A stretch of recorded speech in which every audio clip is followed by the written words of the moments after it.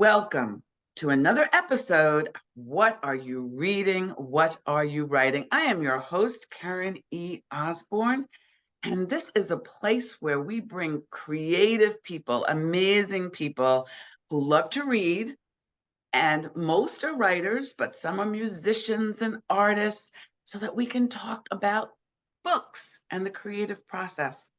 I'm the author of Getting It Right, Tangled Lies, Reckonings, and this year's book is True Grace, coming out in September.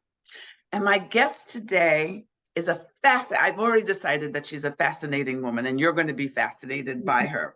Her name is Lisa Williamson Rosenberg. And listen to this. So she's the author of the critically acclaimed novel Embers on the Wind, which came out last year, right, Lisa? That came out In last August, year? In yes. August of last year. She is also an essayist. She's a psychotherapist specializing in depression, complex trauma, and racial identity, and a former ballet dancer. Now, how cool is all of that? Welcome, Lisa. Karen, thank you so much for having me on your podcast. I'm very glad to be here. I am delighted. I can't wait to listen to all your great answers, but you really got me intrigued. How did you go from ballet to therapist? So it's not as big. I know you said use the word leap. It's not as big a leap, no pun intended, as you would think. So when you are a ballet dancer, there's so much anxiety, so much pressure. There's so much self-doubt. You're working, your job is to be basically staring at yourself in the mirror for 10 hours a day and trying to capture a figment of someone's choreographic imagination. So there's that. There's what the human body can naturally do, and then there's what ballet expects of you. So there's a lot of anxiety and stress, and a lot of people turn to one another and lean and talk. You're always talking your friends through stuff and being talked through stuff. So I feel like it's a hat that dancers wear for one another so frequently. And also, and this kind of ties into being a novelist as well. When you're any kind of artist, whether you're a dancer or an actor, a painter, musician, you are thinking about the human experience all the time. And what does it mean to capture what it means to be human, whether it's a gesture in ballet or a sentence in a novel? Or as a therapist, how do we bridge the gap between me sitting here in this chair and you sitting there in that chair, and I'm trying to understand how you're experiencing life and also help you understand what you're going through and make it simpler. Does that Wow, make that makes a lot of sense. That makes Mhm. a lot of sense. For a very brief moment, like that Mhm. kind of a moment, I was working at the Dance Theater of Harlem, Oh, and yeah. I saw Mhm. first of all, the amazing beauty and creativity, Yeah.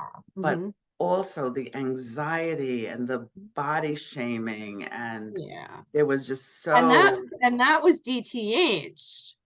And it's still, as DTH was code for Dance Theater of Harlem. I knew a number of dancers there, and there you're allowed to wear pointe shoes that are the same color as your skin, which now I think in other more mainstream companies you are, for women of color wear brown pointe shoes, but no, I yeah, was in but pink tights. yes, yeah, Yeah, yeah. It was, and it's a the beautiful female being. the African American female body Hmm. wasn't the norm Right. of the profession. And It so Dance wasn't, Theater of but Harlem yeah. really did do some amazing things. I was proud to be part of it, but I was only there for 7 months. But there was yeah. So, and I love the way you talked about what an artist does and what a therapist does. I really also 20 years of therapy here, so Mhm. all good, Yeah. all good. Yeah, So, of course. Embers of the Wind, tell us about the premise of this book and what inspired you to write it. Okay, so the main character in Embers on the Wind is basically Whitaker House. which is a former a former safe house on the Underground Railroad, turned 21st century Airbnb. And you see it in the 80s where it's a family home that young kids are invited to on a leadership trip to visit the family who's staying there, who are the ancestors of the abolitionist family of the Whitakers, who helped freedom-seeking formerly enslaved African Americans on their journey north to Canada. So that's the main house. And so you, in some of the stories, it's really linked, very tightly linked short stories that have to do with this house. And in one of them, you're actually experiencing the journey that the freedom seekers made. Two young women, well, one is a very young girl, 16-year-old Clementine, and little Annie, who's older, who they leave their enslavement in search of freedom, but also Annie's looking for 6 of her boys who were sold away. So you see the safe house back then, and you also see it in 2018, where a young couple from Brooklyn, they take their baby away for Memorial Day weekend vacation, and things don't go. There is a meeting of the mother. The mother has a meeting with, I shouldn't say meeting, a melding of minds with one of the spirits who died in the 19th century. And there's I don't want to give any plot points away, yes, but the Labor Day, the Memorial Day weekend vacation doesn't go the way one would hope. So it's basically this house that is haunted by the spirits of escaped freedom seekers who did not make it past the house. Wow. And their spirits, some of them died in a fire, some of them died elsewhere, and their spirits are yearning for connection with modern day ancestors, with modern day descendants. So it's kind of the meeting of modern Black women and the spirits of freedom seeking Black women, and have we arrived? Have we fulfilled their dream for us? And there are a bunch of different characters, including the Whitakers, who are the abolitionists, the descendants of the abolitionists. There's Pam, who's a young girl from a Boston housing project in 1983, who goes on this trip there and finds herself in the root cellar where the freedom seekers hid. And then another generation is Kay, who has a deep connection to Whitaker House and to the past, because she is a seer, and she can kind of go back to all these different eras, and it takes to kind of the end of her story for her to figure out what the true connection is between her and Whitaker House. And wow, that is amazing. That's basically, but it's actually inspired by, so the character Clementine, the 16-year-old pregnant pregnant freedom seeker who is carrying the child of her enslaver, and when she escapes, she is based on an actual freedom seeking young woman or old woman, I don't know, but my father-in-law owned this house. And it was our summer house. It was the house where everybody in the family would go in the Berkshires in Monterey, Massachusetts. And it was a former stop on the Underground Railroad. And the root cellar was where freedom-seeking African Americans hid en route to Canada. And the root cellar is still there. But so we would go, and I knew from my stepmother-in-law told me this legend that the house had been haunted by a freedom seeker. I don't use the word a runaway slave or escape slave. I noticed, yes. Because that's not their identity. They were enslaved. That's not who they are. But that so one of these women was brought into the house for some reason. They weren't hiding in the house because it was too close to the road and it wasn't safe. They hid in the center of the property in the root cellar. She came into the house and apparently died, and her spirit apparently haunted the house still. Though I looked for her, I made myself available to be found by her. I never met her, but I couldn't stop thinking about her. And when I heard the legend at first, I thought, I bet it's an old woman. I bet it was an old woman who couldn't make it the rest of the way to Canada. She'd come from wherever it was, a plantation in North Carolina, could not make it. And then I thought, well, maybe there's another reason why she came into the house. And maybe it was a young person who was pregnant. And that kind of led to, and Back what to would the that story. person think of me? And I always thought, because I'm biracial and Jewish, and my mother would come with us to the house. So even my own mother wasn't also Black. So and my father is deceased. So I would be the only Black adult. My husband's like my mother, my husband is white and Jewish, and his family is too. So I would be kind of the only representation that this runaway, spirit, that this formerly enslaved spirit might recognize. And I Mm. always thought that, because it isn't a big vacation spot for African American families, the Berkshires Wow, and that is so I used to amazing. think, what does this woman think of me? And that was kind of that inspired the relationship between Clementine and Galen, who is a young mother in 2019, who meets Clementine, and they kind of merge in spirit. And all the other stories kind of stemmed from that. Even though that's the story of the birthing room, where it goes back and forth between 1850 and 2018. And Okay, that's where, yeah. yes, So that that's is. it. And that's how it was inspired and all that. Yeah. Yes, I think you have intrigued our audience. My goodness, you've certainly That is my book. intrigued me. Yeah. You've certainly And you got can me order my book interested. from any local We'll talk bookstore. about that in a Yeah. second. Yeah. Okay. We'll we'll talk about it. Well, Right. before we hang up, I Jumping the promise gun. you, you'll be able to tell everybody how to find you and where to find you and where to order the book. I was wondering about, so given all of this premise that you have, Sure. you Mhm. know, did your work as a therapist inform some of your writing? Was there, Oh, sure. Because, well, first of all, the there's a lot of, trigger warning, there is a lot of trauma in the book.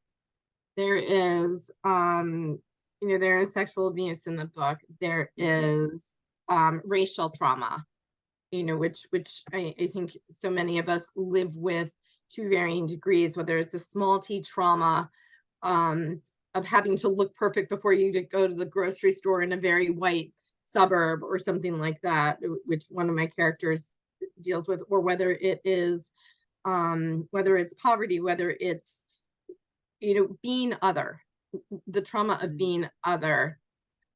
So that's part of it. And I work with a lot of African American women clients, and we can connect on a number of different levels. And I think, it's a very, in some ways, regardless of your socioeconomic status, it's a very, there are certain universal truths to being a Black woman in America.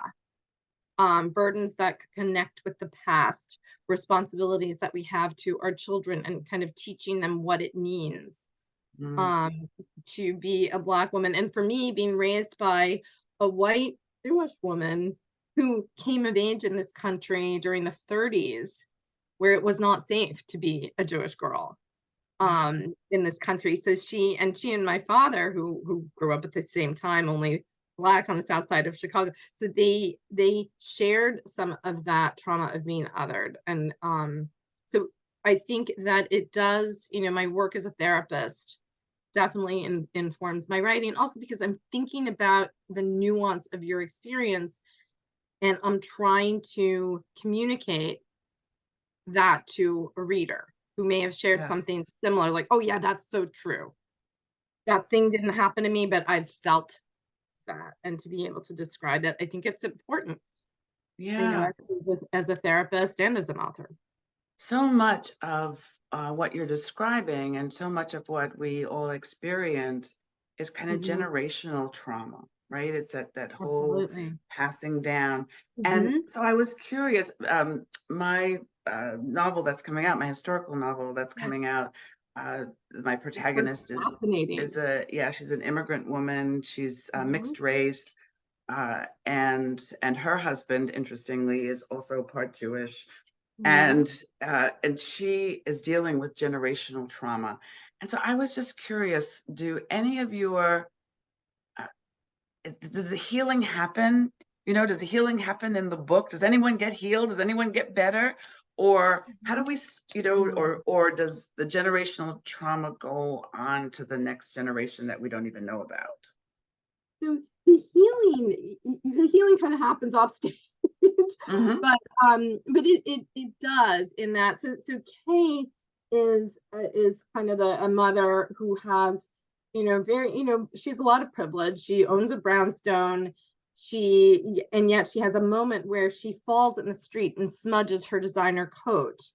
And her realtor, who's a white woman who passes her on the street, and her realtor who sold her $2 million brownstone, steps over her basically, and thinks she's a whole, just one smudge on her coat, she's a Black street woman in that second. And her identity, shifts so quickly. And yet, in another scene, she's in a coffee shop with her 2 kids, trying to make friends with somebody who you later find out is Galen, the one who goes to the Berkshires with her baby and connects with Clementine, the escaped, freedom seeker.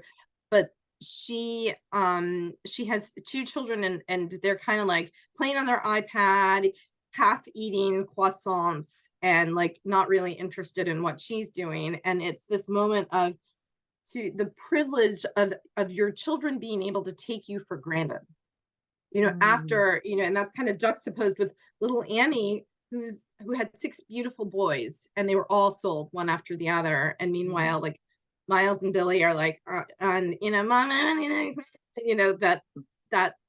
that is the healing that she knows she can relax her children. It's complicated. So there's this word throughout the book that comes up that's almost. I can afford a $2 million brownstone, and yet when my son was born, he was so light-skinned, and I nursed him, I was afraid somebody might take him away from me because he was so light. There's that almost. So here, and yes, there's healing. And one character who has been sexually abused as a child is sent by her therapist as a final stage back to the town, back to the Berkshire Mountains, and that's how she connects to the site of her abuse. But before that, she is brought to a place to dance with other women. Her therapist accompanies her to kind of this huge underground space where all these women and girls dressed in like t-shirts and sweatpants and beads just dance together and bump into each other and experience that contact in a super safe way. And that's one stage. So like there are different steps of healing to be able to talk about it too. And yeah. So I've got So there are different kinds of healing, but not quite. Like it's almost healing.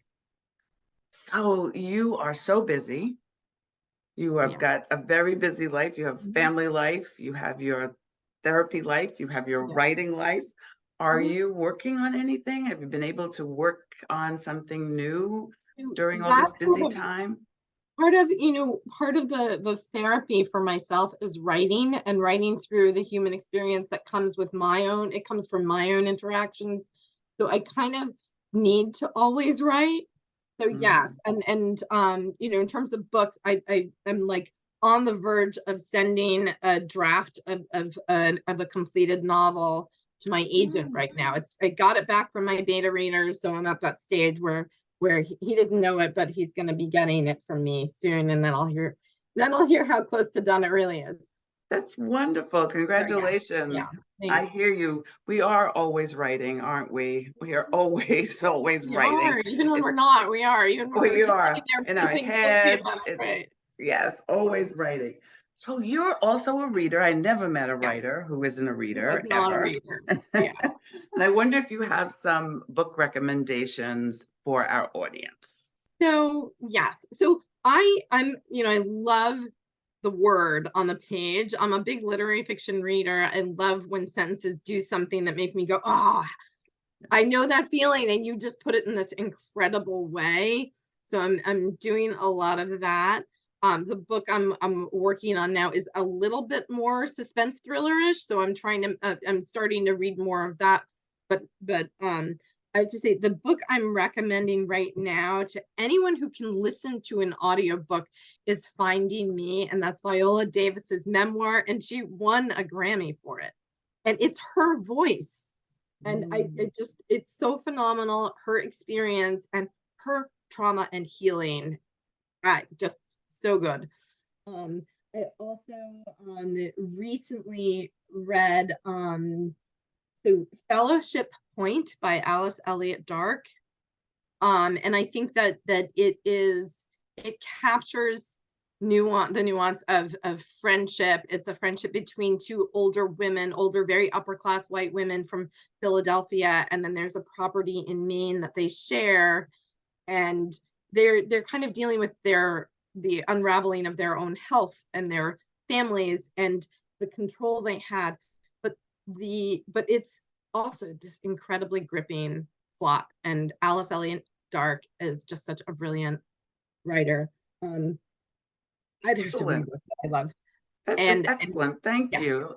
Those are two great great recommendations. I've been thinking about getting Viola Davis's book, and now you've convinced me that I need to listen to her read it, because she's an amazing actor. She is.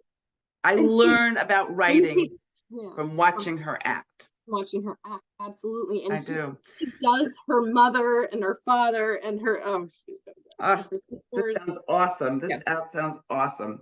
So I want you to be able to tell our audience how they can find you, how they can find your book, how they can be in touch with you. So tell us how they can find you.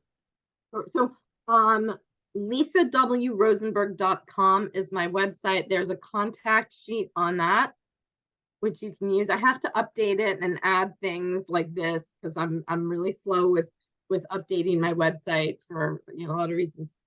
Instagram, it's Lisa. No, that's not true. It's LWRose.author. LWRose.author on Instagram. That's my Instagram. And then Twitter, I'm still on Twitter because there is so much stuff going on. Can't stand the dude who took it over, but it's such a great place for authors to connect. It is. I've just met so many people on there. I learned everything I know about publishing on there. So it's Lisa W. Rosenberg. That's it. At Lisa W. Rosenberg. Excellent.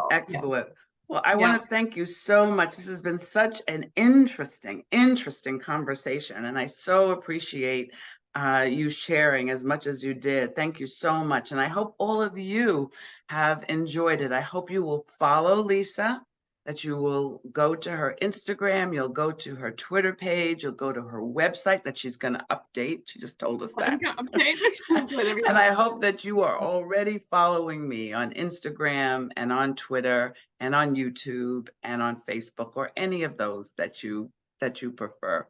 And until next time, next week, I hope you will join us again for What Are You Reading? What Are You Writing? Thanks, everybody. Bye. Thank you so much, Karen.